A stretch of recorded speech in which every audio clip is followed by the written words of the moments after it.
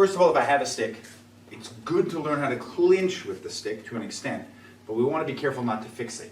My whole belief is that learning how to do, specific locks and modified locks with a stick is good mostly as a mental mapping exercise, because it teaches you different ways to sort of weaponize it, and it gives you an extension to your body.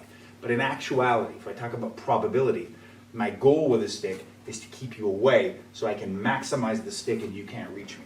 So my actual primary grappling technique with a stick would be to get it between us, drive you back, and then go to hitting, which is where we're going soon.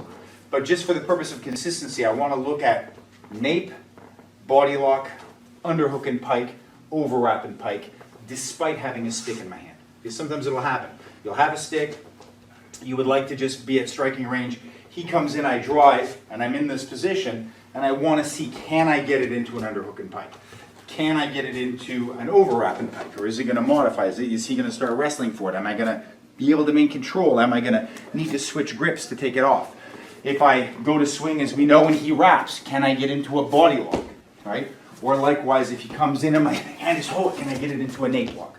And again, it's a temporary transition because I'm looking really to create space and then to take out something else. Does that make sense? So we just want to play. The major thing with underhooks and overwraps is that I don't want to snake the stick because the leverage of the stick works against me. I want to use my pommel to hook and make an opening and keep the stick as strong and almost as perpendicular as possible.